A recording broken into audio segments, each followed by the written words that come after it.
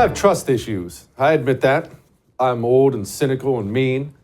And so when I see filthy communists who've done everything they can to fund and organize communism in this country suddenly have a magical awakening the second Donald Trump gets elected and has some great approval numbers, you can count me as skeptical. And there's nobody who's spent more money to fund American communism than Mark Zuckerberg. And yet Mark Zuckerberg now has got his bro hair all grown out, and he's hanging with the UFC. He's meeting with Trump down in Mar-a-Lago. Woo, I'm one of the boys. I'm not buying any of it. I wonder if Natalie is joining me now, co-host of the War Room, investigative reporter, the wonderful Natalie Winters joins us. Natalie, you can count me out on the whole Zuckerberg thing. Well, I will join you being definitely counted out on the idea that Mark Zuckerberg is MAGA's, latest convert. I think I've probably seen transgender operations and surgeries that are more convincing than the shtick he's got going on. To sort of contextualize this story, because I think telling it sort of through an anecdote is very telling of the mindset over there in Zuckerberg world. A few days ago, I had put out a Twitter thread linking a group that he had donated to, sort of by one entity removed, called the Silicon Valley Community Foundation, which was in turn funding a lot of these groups that are bankrolling and behind the lawsuits that are actively sabotaging and holding up President Trump's agenda in court. The Meta people melted down. They actually ran to the New York Times for cover, believe it or not, in a piece smearing me, saying that I was a right-wing influencer, not once referring to me as the host of Stephen K. Bannon's War Room. So very obviously a press release, right, designed to sort of smear the story. And their defense was, well, yes, we gave money to this organization and we don't know what they did with it, so don't hold us accountable. How's that for just absolute lack of courage and anything more morality or ethically based? But all that aside, I then decided to double down on my research and actually found over a dozen organizations, including but not limited to those that are actively A, suing President Trump in court, B, organizing protesters, demonstrators, people to call their lawmakers against the President Trump, the America First agenda, particularly when it comes to mass deportations, all the petitions, the phone banking, you know how these resistance type Democrats work. All of these organizations having been funded by Mark Zuckerberg or his organizations that he runs himself. So the idea that Mark Zuckerberg is Mr. MAGA is completely bogus. And instead of running to the New York Times and demeaning myself and my show, he should be condemning these organizations, withdrawing funds. And if he really cares about American sovereignty, he should be exposing the activities, the illegal activities of these organizations, which include doxing, ICE raids, and ICE agents.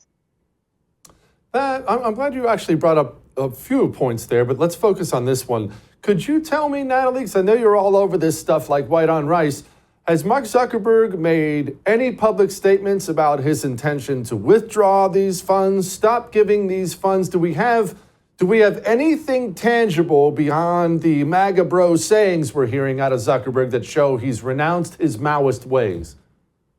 No, absolutely not. And I think if you sort of draw this story all the way back to its beginning, right, he put out, what was it, a 1.5, when you take the spacing into account, it was probably like a half of a page letter saying, hey, I'm sorry for what we did with the 2020 election.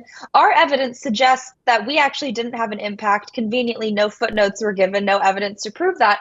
But I put the blame on weak congressional Republicans who treated that letter as if it was some huge, massive victory. I believe they actually referred to it as, quote, a big win. But what they've been doing in the meantime, since I broke that original story before we put out the larger thread showing the over dozen, like I said, organizations that are actively opposing President Donald Trump, well, the Chan Zuckerberg Initiative, their website where they itemize and list the thousands of grants that they've doled out, as you were alluding to overwhelmingly left-wing, far left at that, organizations.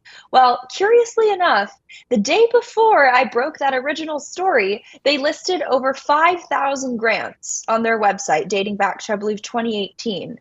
Now, all of a sudden, there's only 600 grants listed, and they announced that they have reformulated the grant portion of their website where they are only listing grants from 2024 onward. In other words, the entire 2020 election rigging collusion hoax totally gone, and all of these far left open borders groups, now suddenly, I guess he didn't fund them because they're not there.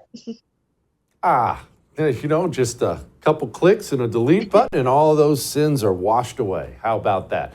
Okay, Natalie, these guys who are having these converts over here, I want you to talk a little bit more, if you wouldn't mind, on how their organizations work, because this gets confusing for normal people who don't do the work you do when it comes to investigative journalism, because it does get confusing. They'll fund this group, but the group itself doesn't actually fund the filthy communism. That group starts another group, which starts another group, and they just come up with a million different cutouts to make themselves look clean. Can you give us a communist funding 101 little thing here for a minute, please?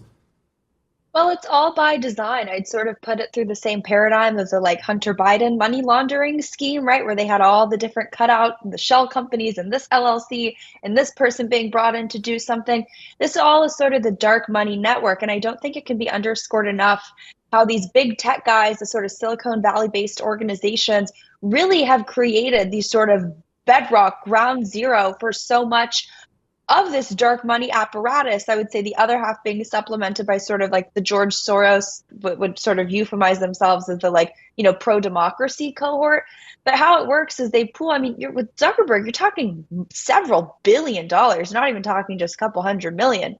But they'll pool it, they'll park it.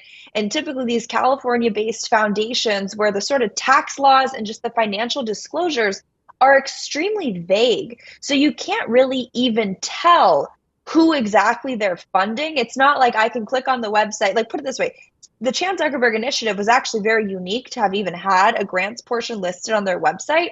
The loopholes are created intentionally so you can dole out money to whoever you want, and you basically can't tell. It's, I guess, the upside of the tax exempt status for all these 501c3 organizations, which I would advocate to completely strip. The idea that these entities are non-political, I don't think there is anything more political than, I don't know, orchestrating an invasion of the United States of America. But through these sort of shell companies, they have, first of all, this like layer of defense, this kind of, for lack of a better term, Chinese wall, where they can say, well, we didn't directly give them money.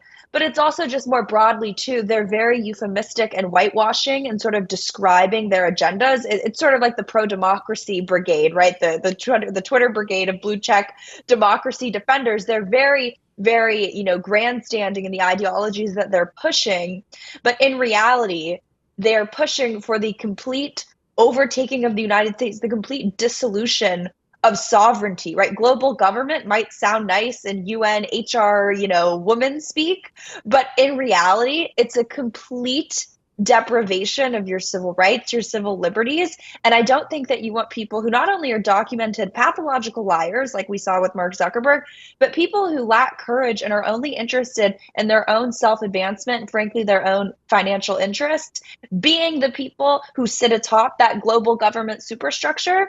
But that's what they want right now. I'm all for big tents, except when the people you're inviting into the tent are actively trying to burn down that tent and then take it over or retrofit it so they get to co-opt the MAGA movement.